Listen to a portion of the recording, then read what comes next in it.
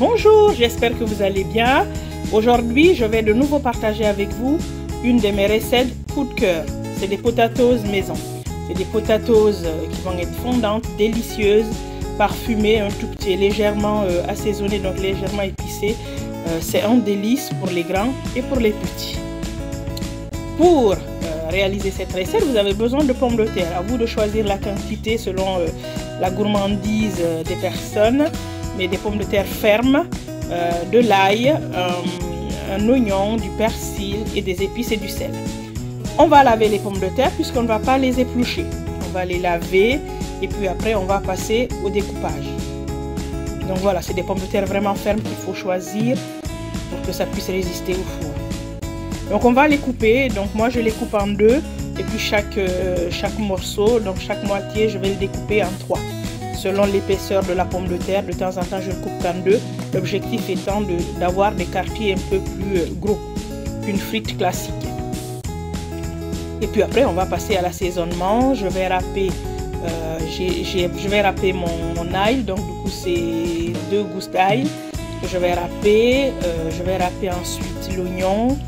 Je vais mettre le persil. Donc vous voyez, il faut que ce soit des gros morceaux. Hein. Là on va éplucher, on va découper le persil qu'on va rajouter. On va râper l'oignon grossièrement aussi. On va saler. Si vous avez du paprika pour rajouter un peu de couleur, vous pouvez rajouter le paprika.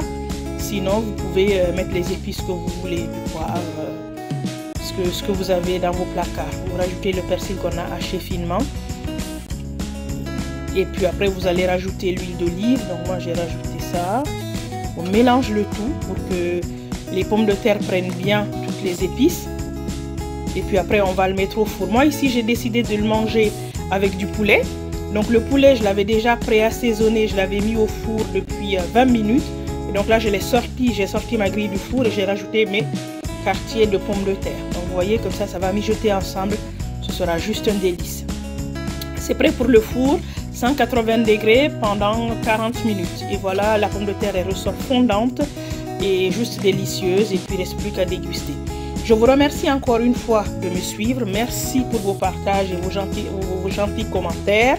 N'hésitez pas à commenter, à liker et à partager.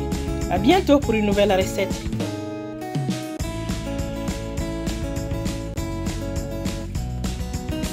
Merci.